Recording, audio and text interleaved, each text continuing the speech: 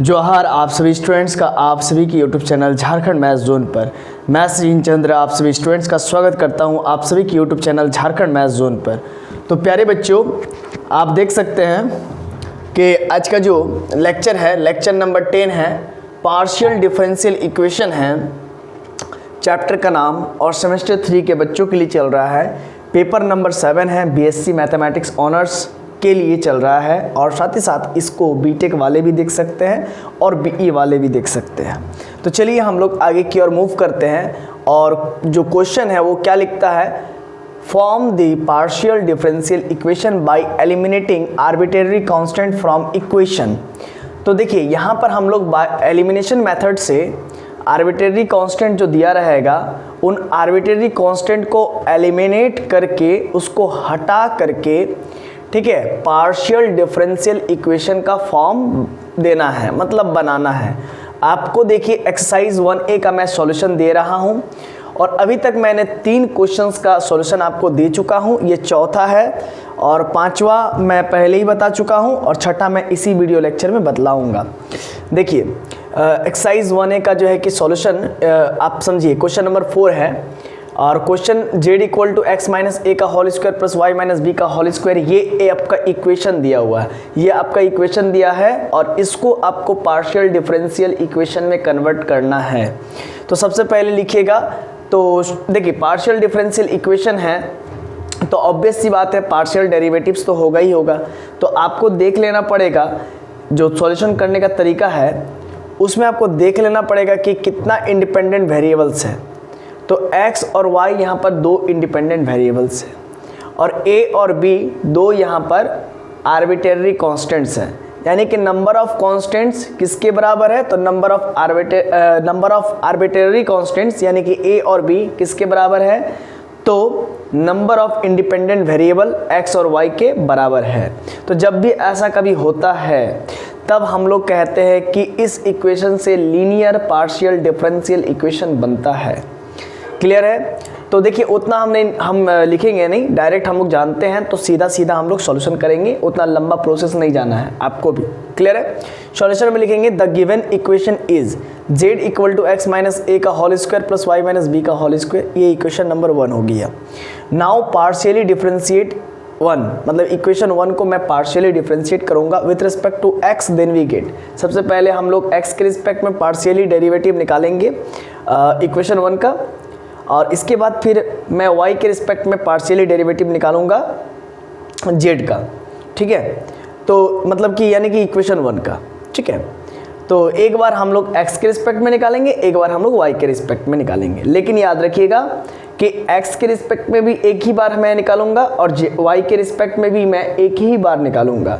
यहाँ पर सवाल ही पैदा नहीं होता है कि 2 बार निकालने का। क्यों? क्योंकि लीनियर पार्शियल डिफरेंशियल इक्वेशन बनेगा, हम लोग को मालूम है, क्योंकि नंबर ऑफ आर्बिट्रेरी कांस्टेंट्स किसके बराबर है, तो नंबर ऑफ इंडिपेंडेंट वेरिएबल्स के बराबर है और z यहाँ पर डिपेंडेंट वेरिएबल है, यानी कि x और y इंडिपेंडेंट है तो वो x और y किस पर डिपेंड, x और y इंडिपेंडेंट है यानी कि x और y के वैल्यू पर चेंज होने पर z भी मेरा चेंज होगा, क्योंकि z मेरा डिपेंडेंट है x और y पर। तो आप देख सकते हैं हम लोग लिख रहे हैं कि now partially differentiate equation 1 with respect to x, then we get del z by del x, del z by del x हो रहा है, ठीक है। तो इसमें हम लोग क्या करेंगे, 2 को बाहर निकालते हैं, x माइनस ए और 2 माइनस 1 हो जाएगा, क्योंकि x के रिस्पेक्ट में कर रहे हैं इसीलिए x माइनस ए का डिफरेंशिएशन होगा। अब चेन रूल के मदद से x को जब मैं डिफरेंशिएट करूंगा तो 1 हो जाएगा और माइनस ए को जब डिफरेंशिएट करूंगा चूंकि कांस्टेंट है तो 0 हो जाएगा, प्लस y माइनस बी का होल स्क्वायर। तो देखिए जब कभी भी पार्शियली डेरिवेटिव निकालोगे आप z का विद रिस्पेक्ट टू x, तो उस केस में आपको y को ट्रीट करना पड़ेगा एज ए कांस्टेंट, इसीलिए y माइनस बी का होल स्क्वायर 0 हो जाएगा। तो del z by del x क्या हो जाएगा, p हो जाएगा 2 इंटू एक्स माइनस ए, तो x minus A equal to आपको क्या हो जाएगा, p बाई 2 हो जाएगा। ये आपका x माइनस ए किसके बराबर हो जाएगा, ये p है इंटू 2 है तो ये इक्वल टू में 2 इंटू समथिंग है तो 2 डिवाइड में आ जाएगा, p बाई 2 हो जाएगा। ये इक्वेशन नंबर 2 हो जाएगा और ये इक्वेशन नंबर आपका 1 है ही। अब मैं एंड पार्शियली डिफरेंशिएट करूंगा इक्वेशन नंबर 1 को विथ रिस्पेक्ट टू y के रिस्पेक्ट में करूंगा, देन वी गेट। तो del z by del y निकालूंगा मैं, del z by del y। अब चूंकि x है तो अब मैं y के रिस्पेक्ट में पार्शियली डेरिवेटिव निकाल रहा हूँ z का, तो यानी कि उस केस में जब y के रिस्पेक्ट में मैं निकाल रहा हूँ तो उस केस में अदर जो भी फंक्शंस होते हैं वो कांस्टेंट ट्रीट होते हैं। जो भी इंडिपेंडेंट फंक्शंस होते हैं, जैसे कि x मेरा इंडिपेंडेंट है इसीलिए वो कांस्टेंट ट्रीट होगा क्योंकि y के रिस्पेक्ट में मैं कर रहा हूँ, ठीक है। तो इसीलिए x माइनस ए का क्या हो जाएगा, ये तो 0 हो जाएगा क्योंकि ये तो कांस्टेंट ट्रीट हो रहा है क्योंकि y के रिस्पेक्ट में मैं कर रहा हूँ। और देखिए y माइनस बी चूंकि y के ही रिस्पेक्ट में कर रहा हूँ इसीलिए 2 इंटू वाई माइनस बी, और फिर y का मेरा क्या हो जाएगा 1 और b का मेरा क्या हो जाएगा 0 क्योंकि b तो मेरा कॉन्स्टेंट है, del Y by del Y 1 होगा, ठीक है। अब इसमें भी वही होता है 2 इंटू एक्स माइनस ए होता है, बट फिर जब आप del x by del X निकालते तो उसका 0 हो जा, del x by del Y निकालते तो वो आपका फिर 0 हो जाता क्योंकि यहाँ पर तो y है, तो del x by del Y निकालते आप क्योंकि 2 इंटू एक्स माइनस ए होता है, फिर चेन रूल लगाते हैं ना, तो उस केस में x को फिर से इधर करते जैसे कि 2 इंटू एक्स माइनस ए था, इसके बाद फिर x को डिफ्रेंशिएट करते with respect to y partially, तो del x by del Y होता तो वो तो कांस्टेंट ट्रीट होता है x, तो उस केस में 0 हो जाता है और a तो कांस्टेंट है ही, तो 0 मल्टीप्लाइड बाई समथिंग फिर 0 ही हो जाएगा, इसीलिए मैं इसको ऐसे ही रहने दिया। अब del z by del y को मैं q लिखता हूँ, ठीक है, सिंबॉलिक फॉर्म है ये, और ये 2 इंटू वाई माइनस बी हुआ तो y minus b equal to आपका हो गया q अपॉन 2 हो गया, ये इक्वेशन नंबर 3 हो गया, ये इक्वेशन नंबर 2 हो गया, ये इक्वेशन नंबर 3 हुआ। तो आप कहिएगा कि सर हम लोग आर्बिट्रेरी कांस्टेंट्स को एलिमिनेट करते हैं, आप कहिएगा कि हम लोग आर्बिट्रेरी कांस्टेंट्स a और b को एलिमिनेट करते हैं, लेकिन आप x माइनस ए बराबर समथिंग लिखे हैं और y माइनस बी बराबर समथिंग लिखे हैं, तो ऑब्वियस सी बात है जब मेरा x माइनस ए, देखिए x मेरा इंडिपेंडेंट वेरिएबल है और y मेरा इंडिपेंडेंट वेरिएबल है, दोनों को दोनों मेरा इंडिपेंडेंट वेरिएबल है, जब x माइनस ए पूरा पूरा हट जा रहा है यहाँ से और y माइनस बी पूरा पूरा हट जा रहा है, इसको इसके प्लेस पर रखने पर q बाई 2 को उसके प्लेस पर रखने पर और x माइनस ए के जगह पर p बाई 2 रखने पर, तो फिर मुझे a का वैल्यू पुट करके देखने का क्या ज़रूरत है। हालांकि उससे भी आप कीजिएगा तो आपका आंसर क्लियर मतलब कि सही रहेगा, कोई प्रॉब्लम नहीं होगा।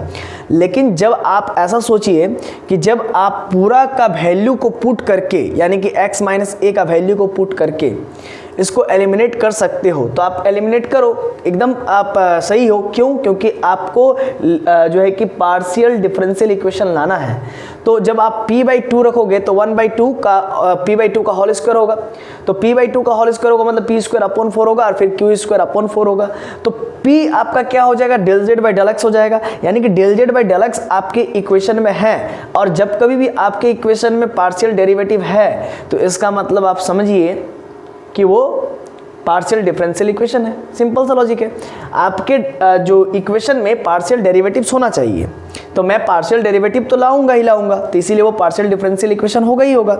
इसीलिए अब इक्वेशन 2 का वैल्यू और इक्वेशन 3 का वैल्यू हम लोग पुट कर देंगे इक्वेशन नंबर 1 में, ये इक्वेशन नंबर 1 है। तो putting the value x minus a and x minus b, देखिए ये आपका कहाँ गया, हाँ x माइनस ए और y माइनस बी, इन दोनों का वैल्यू को मैं यहाँ पर x माइनस बी मैंने लिख दिया है, ठीक है, ये मिस्टेक हुआ, यहाँ पर y माइनस बी होगा, ठीक है।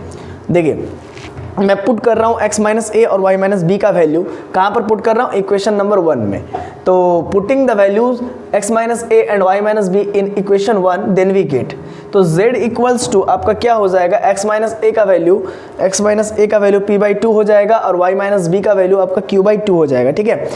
p बाई 2 का होल स्क्वायर करेंगे तो p स्क्वायर अपॉन 4 हो जाएगा और q स्क्वायर अपॉन 4 हो जाएगा, ये एलसीएम लेंगे तो क्या हो जाएगा 4 होगा एलसीएम, ठीक है, और ये 4 को इधर मल्टीप्लाई कर देंगे तो 4z equal to this implies that 4z equal to p square plus q square which is required partial differential equation, और यही आपका रिक्वायर्ड पार्शियल डिफरेंशियल इक्वेशन है।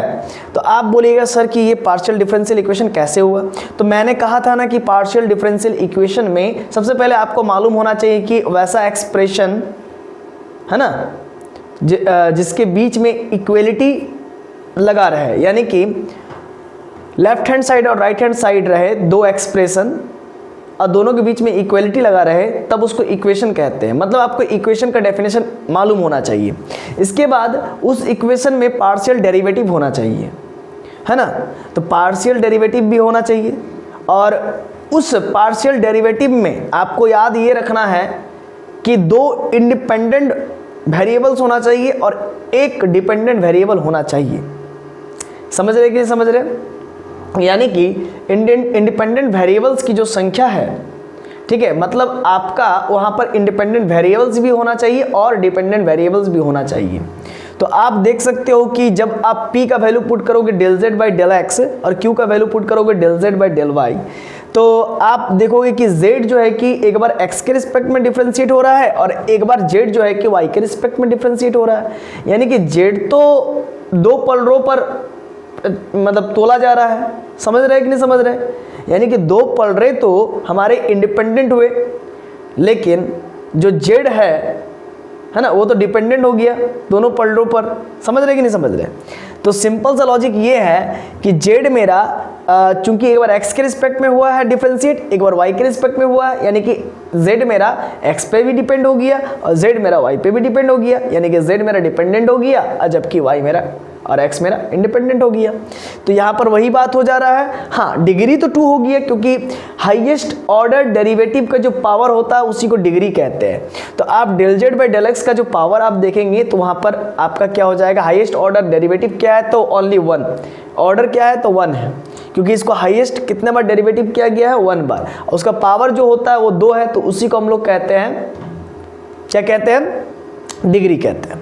तो यही मेरा रिक्वायर पार्शियल डिफरेंशियल इक्वेशन था जो कि आ गया। अब क्वेश्चन नंबर 5 तो मैंने आपको पहले ही बता चुका हूँ, तो आप देख लीजिएगा हमारे प्रीवियस वीडियोस लेक्चर में। और क्वेश्चन नंबर 6 थोड़ा इंपॉर्टेंट है, आप देखिए z equal to a into log b into y minus 1 upon 1 minus x. तो इसका पार्शियल डिफरेंशियल इक्वेशन निकालना है। तो सॉल्यूशन में कैसे करेंगे, तो the given equation is z equal to a into log b into y minus 1 upon 1 minus x. तो और z इक्वल टू, मैं इसको ऐसे भी लिख सकता हूँ, a कॉन्स्टेंट है बाहर कर लिया, लॉग b इंटू में तो लॉग m इंटू n का जो फॉर्मूला होता है log m plus log n, उस हिसाब से log m इंटू n में है तो log b plus log y minus 1 और अपॉन में 1 माइनस एक्स है तो माइनस log 1 माइनस एक्स हो गया। ये इक्वेशन नंबर 1 हो गया। तो now partially differentiate equation 1। Equation 1 को मैं पार्शियली डिफरेंशिएट करूंगा विद रिस्पेक्ट टू x, सबसे पहले x के रिस्पेक्ट में।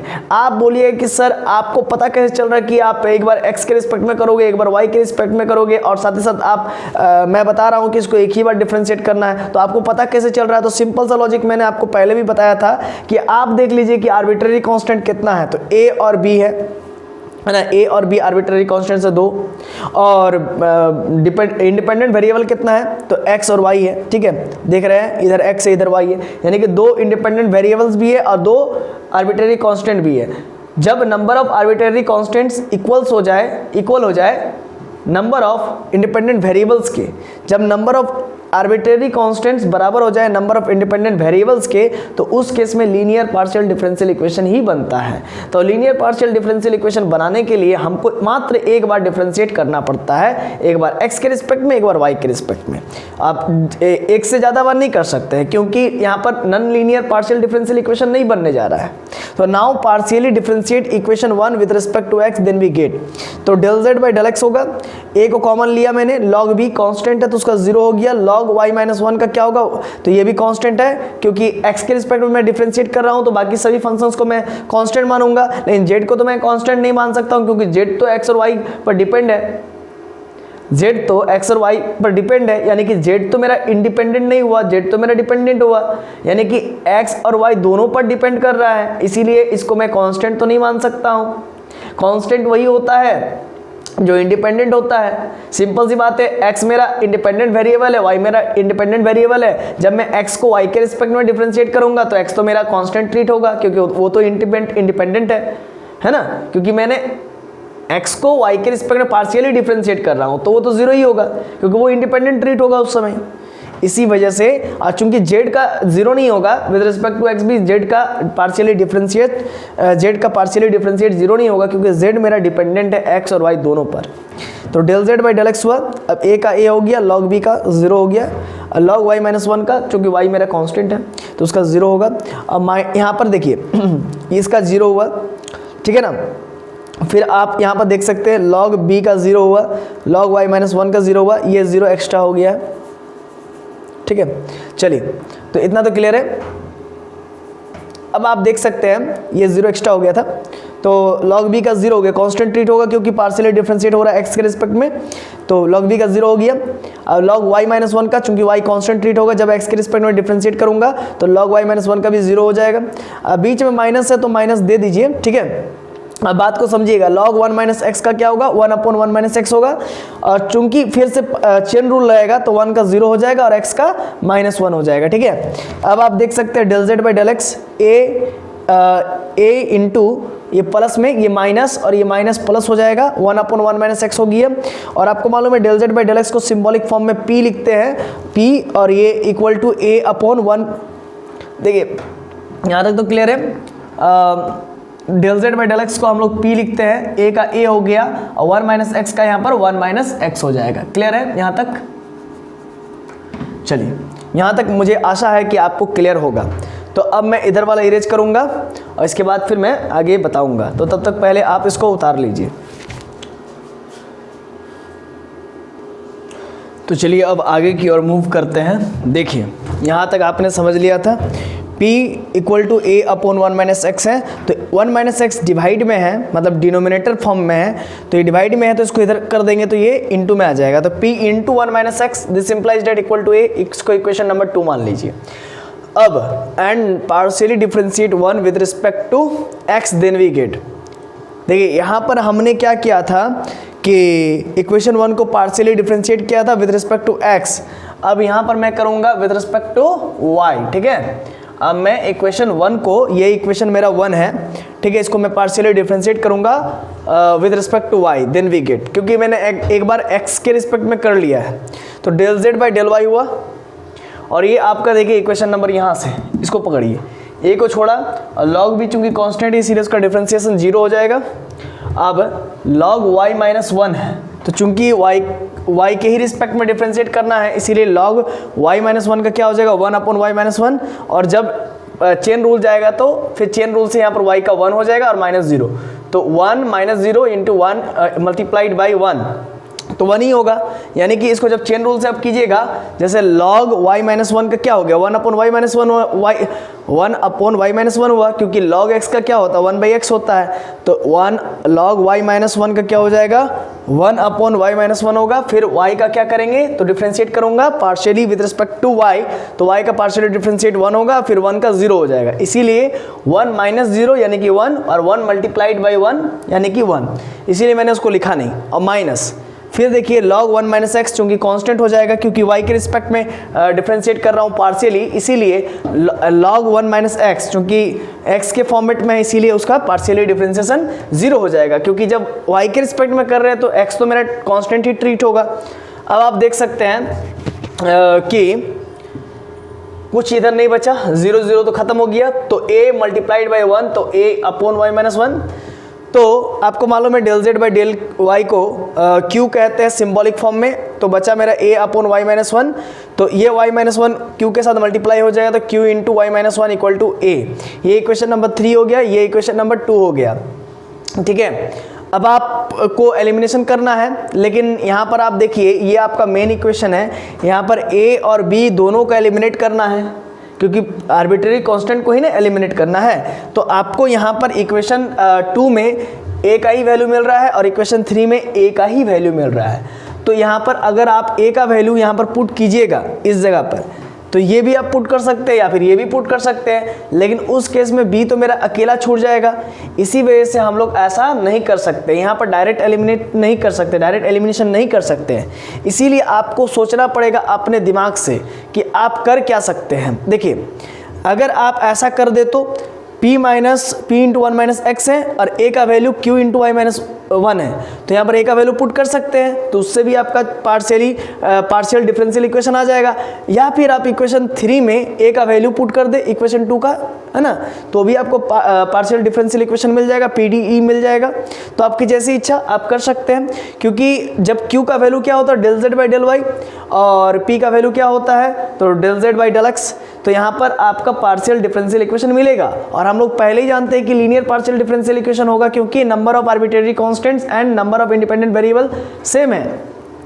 तो now putting the value of a in equation 3। अब इक्वेशन 3 में a का वैल्यू पुट करेंगे, देन वी गेट, तब हमको हासिल होगा q इंटू वाई माइनस 1 है और a का वैल्यू आपका क्या है p इंटू 1 माइनस एक्स है, तो p इंटू 1 माइनस एक्स हो गया। अब q into y q y हो गया और q इंटू 1 q हो गया माइनस q, और p इंटू 1 p हो गया और p into x minus x p हो गया। तो अब आप देख सकते हैं माइनस एक्स पी इधर आएगा तो plus x p plus q y होगा, और इधर p तो p ही रहेगा और माइनस क्यू प्लस q में कन्वर्ट हो जाएगा उधर जा करके।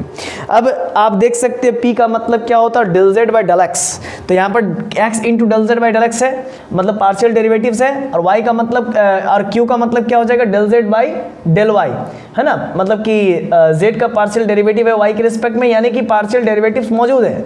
जिस भी इक्वेशन में पार्शियल डेरिवेटिव मौजूद रहता है उसको हम लोग कहते हैं पार्शियल डिफरेंशियल इक्वेशन। लेकिन आपको ये भी याद रखना चाहिए कि उसमें इंडिपेंडेंट वेरिएबल भी होना चाहिए। तो आप देख सकते हैं x और y इंडिपेंडेंट वेरिएबल भी है, और इसमें z भी मिलेगा, p का मतलब del z by del x और y का मतलब del z by del y, sorry p का मतलब del z by del x और q का मतलब del z by del y।